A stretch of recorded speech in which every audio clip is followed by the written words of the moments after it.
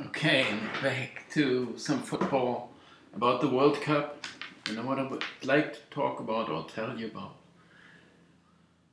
or just tell you some anecdotes from this big event, from the viewpoint of a professional gambler, you could say.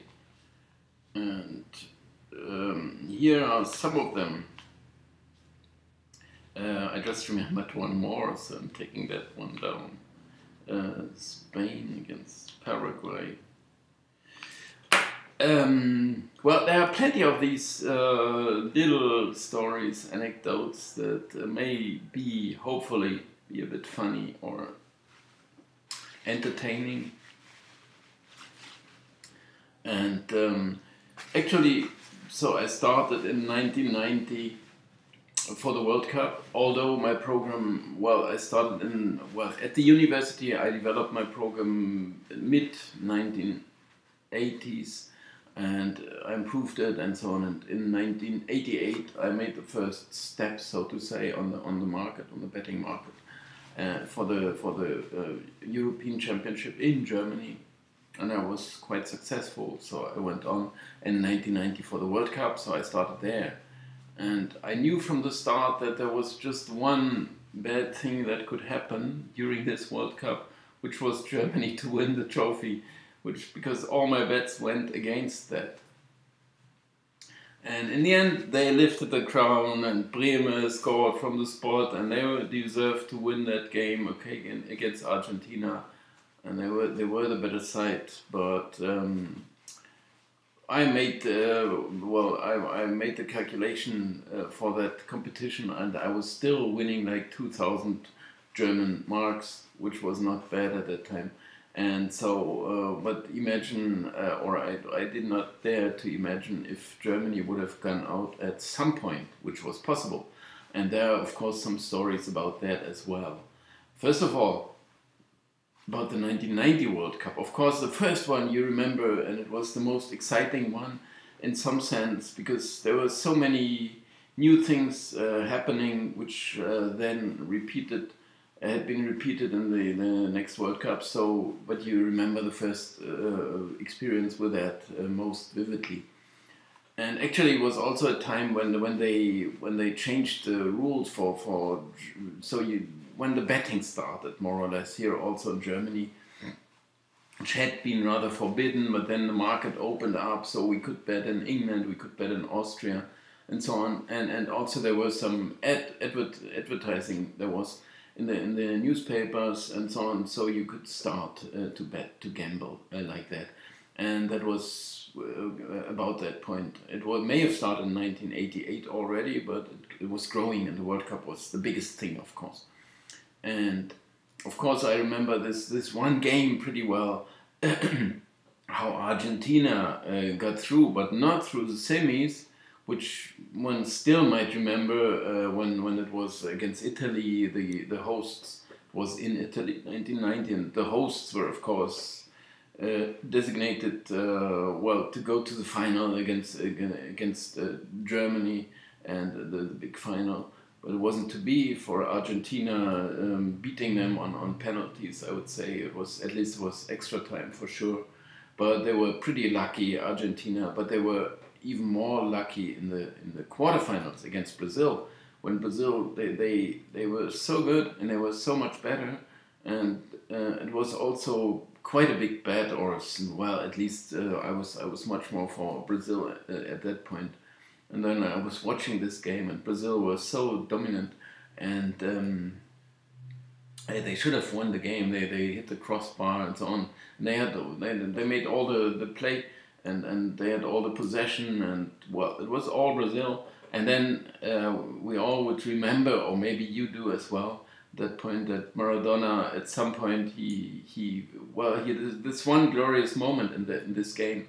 And when he was actually on the ground already, so he couldn't really pass anymore properly, but he still managed to send Canicia, I don't know who it was, but that long-haired, long hair, and he was there to score, and it was one of the very few chances Argentina had Yeah, in this game.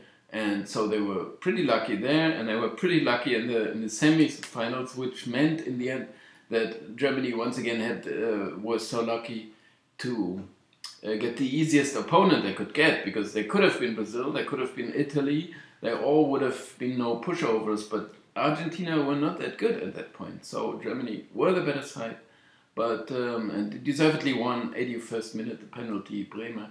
And it was okay, it was a penalty and so on, and they had all the possession, so they deserved to win this game.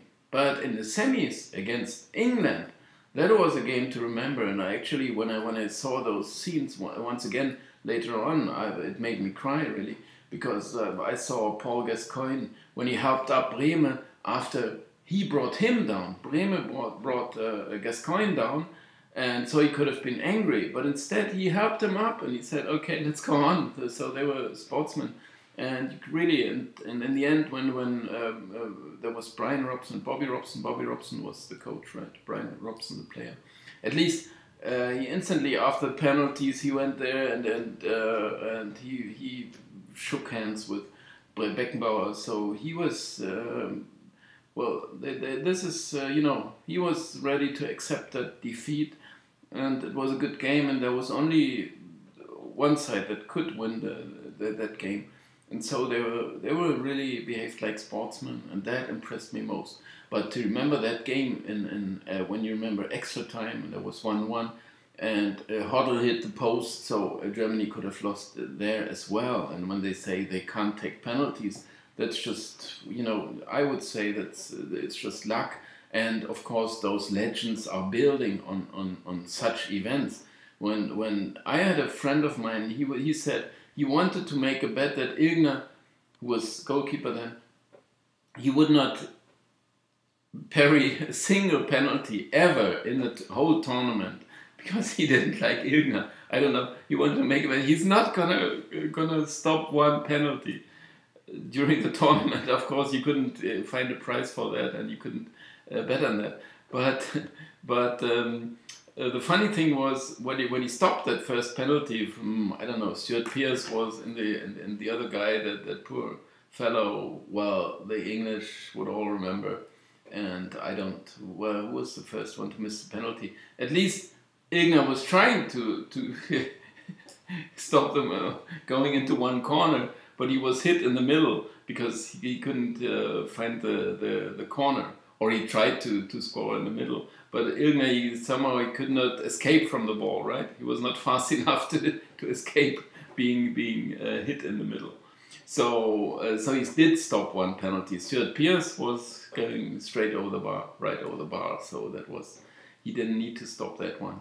Anyway, Germany were winners, but the way I was watching this game, you wouldn't believe, because there was the famous Schachcafé Belmont here in Berlin, and that was pretty crowded, and there was actually just one regular TV screen somewhere. I don't know. We put up with that, and the whole place was crowded. So I mean, you couldn't see anything actually. So we were standing on the tables, right, in the end, because you couldn't watch anymore, you couldn't see anything. And we were standing on the table, and I actually couldn't stand this anymore, because they were all pro-Germany, of course. They were, yeah, well, no, there was some people sitting at the edge somewhere, and if I remember correctly, they supported England. But I left this place at halftime, because I was actually working with some Englishmen then, and there was one of them living around the corner. So I went to his place, I rang at his door, and but he wouldn't open. So I was trying to watch with someone who supported England. I was strongly supporting England, of course, at that point. And but I couldn't. I had to go back to that place and watch it there. And we were standing for the penalties, and they were all shouting and cheering. And I was really upset. But well, what could you do? I mean, I was like the English players themselves, so you just had to put up with your fate. You were bound to lose, and this is what happened. But for me, this is still somewhat lucky. There was, I could tell you many such stories which are pretty funny or sometimes exciting, or whatever that would be. or else how you could call that. But for example, for the '94 World Cup, I mean, there was this Colombia who went out at the group stage. So they were knocked out. But the funny thing about this was just that they were considered. I mean, Pelé said they are my dark horse somehow. I mean, Pelé. But if he says calls them a dark horse, how dark would this horse be or remain? So they all bet Colombia. I mean, this was Valderrama, Asprilla. I don't remember all those names, of course, but I remember these two, maybe Parma, Asprilla. But and they may have been a good side, but they got knocked out, and they were knocked out by this own goal that we all remember, but not maybe just for this own goal against USA when they lost 1-2. But also for this player Escobar, who had been killed a bit later. So maybe there were some other people pretty upset or had some pretty big bets on Colombia as well, which couldn't stand this heavy loss, or they blamed him for well, doing something irregular. I don't know, bribing, how they call it. Anyway, that was '94 World Cup, and I was watching those games late at night, and there was so funny things happening. I mean, I was watching until the final whistle, the South Korea against Bolivia match, for example, which was for me still one of the best games to watch. No one noticed and no one ever talked about such a game, but it was one of the best games in, I would say, in World Cup history. You had to watch it to believe me. But if you hear the final result, you would not believe at all that there was something exciting about it, because it ended in a 0-0. But what happened there was, it was very obvious. They were in the group with Germany and Spain. And of course, just two went through at that in 1990. So there were just how many teams? 16 teams just playing, yeah, regular. So what was no. No, that was third place was qualified, so could qualify. The four best third place teams were to qualify, so 24 starters. It must have been. But still, they both knew they can't do a lot with draws. South Korea did get a very unlikely point against Spain, because they were 2-0 down and was over the 80th minutes already. And they scored 2 goals, 84, 86, 83, 87, I don't know, somewhere there, around there. They scored 2 goals, and they won a lucky point against Spain, which did not change their approach, actually. They had to win against Bolivia in the next game. Spain and Germany drew their game, 1-1. And so South Korea were to play Bolivia. And they both knew, if we want to have a chance to go any further, we need to win this game. Because what is going to happen in the next round? South Korea have to play Germany, Bolivia have to play Spain. And they just have a very limited chance to win this game. Or, to win these games. Because they needed to win, in case of a draw maybe.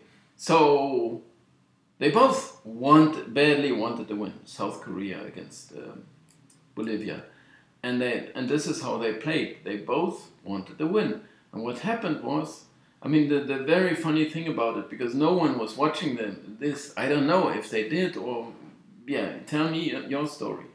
I was watching it because it was a good game, but I was watching every game anyway, every World Cup I do, or whenever it's possible. So they might be missing a few, but this one.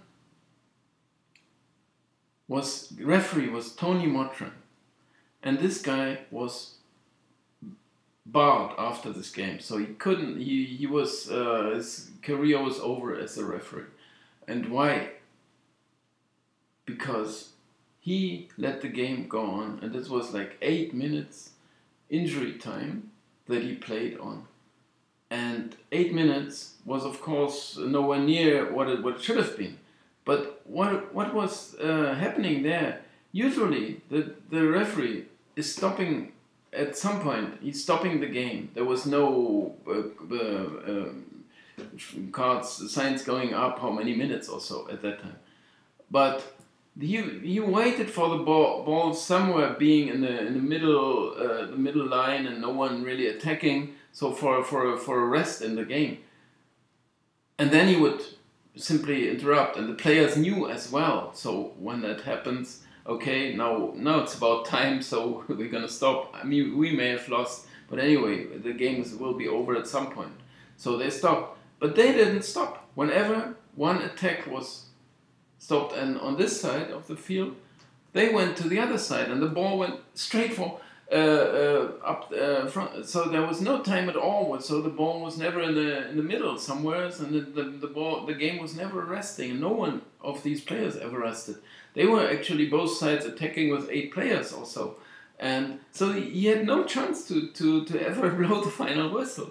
So and that was so exciting to see. And actually, both sides should have scored a goal. But they didn't manage, and at any point, if this would have happened, he would have instantly stopped the play then, because then there is this interruption they were all waiting for, and either side must have scored, and or should have. Well, there were plenty of chances, and it should have been a goal. It didn't happen, so at some point he simply had to stop, and this happened after 8 minutes. But why this guy had been barred after that? This is so silly. They should have seen the game. You couldn't stop it. It's like when you're on the playground with your friends or so. You say, well, it's getting dark, but we have to go on. You can't stop, right? Because it's just so exciting. You can't stop. You just want to score the winner, or yeah. They couldn't stop. So, and this is why he didn't blow the final whistle. There was nothing else in that. This is one more of these anecdotes. In the end, what happened was Spain beat Bolivia. I don't know, Germany beat Bolivia 1-0 by 1-0, so that wasn't a great game, but they won it. They drew with Spain, and in the last game they had to play South Korea. They scored 3 goals in the first half. But in the second half, South Korea had a great comeback. They scored 2 goals, and they should have had even more. So Germany were a bit lucky there as well, but they all would say, well, we were 3 goals up, and so we rested a bit in the second half, and we didn't take it seriously. Also, it was just that South Korea were the better side at that point, at least, and they could have won the game as well. Anyway, Germany would have gone through because 4 points definitely were enough at that point. Well, one more such story, okay? There are lots of these things around, also with my reaction, for example, right? But there was a '98 World Cup. I could tell you 2 quick stories, and then I'm going to stop. There was this Spain-Paraguay, and Spain needed a win. It was the last game of the group stage, and Spain needed a win to go through, so they were out of the competition without winning this game. And actually, so all the money, well, my money was on Paraguay, because the whole market seemed to know Spain are going to win that game. And actually, I got a phone call at halftime, and I was to compile another prize for Spain to win now. From now on, because it was less likely, the original price was something like 140 or so, so very, very low price on Spain, which was in my opinion already way too low because Paraguay went so weak. But then there was, for the second half, what would you do now? Is the probability getting smaller, or is it even growing? I don't know, but of course you had to, the price had to rise a bit because they got 45 minutes lost from their campaign, right? From their mission to see them off, and so just 45 minutes left. And somehow there was more money on Paraguay in the end. And in the last minute, Spain did get a free kick from a good position, so close to the area. And you hardly could watch it because this was a swing of, I don't know, like 50,000 German marks for me or something like that. But be shot at wide, so all the money went my way. So, but it was well, yeah. It's hard to watch a game with this big swing waiting for it, and you somehow feel, but Spain they didn't deserve it, so that it wasn't this much to do with luck. They just went a bit aside. But when you hear this, Spain against Paraguay, they need a win, so you would suspect they are going to win. So you wait for this goal to come until the very last minute. In the same competition, there was a very good goal for me as well, another one, which was actually in the Brazil-Netherlands. And I think they still got knocked out, but my bet was on 90 minutes at least, right? So at some point, it didn't feel like Holland could manage to score a goal, but after 88 minutes, they did. And actually, I had a pretty, yeah, my ceiling was pretty high, but I think at that point I could reach it. I jumped up to the ceiling for this one goal. And I would say Bergkamp scored it. But anyway, it's these things sometimes what you what happens to be or what you live to see. It's just sometimes pretty exciting with these all these big swings and market going wild a bit, especially for the World Cup, right? It's the biggest competition, and when you're in this business, well. You find the best bets maybe there, and the swing simply gets bigger than it usually is, because there's lots of these things. Okay, thanks a lot for watching. I'll leave you with this for now, and maybe I'll tell some more of these stories, and maybe you remember as well some of these and how you happen to witness these things I'm talking about. Thanks a lot for watching. Bye. See you soon. Like, share, comment, subscribe. Okay, these four. Thanks a lot. Bye.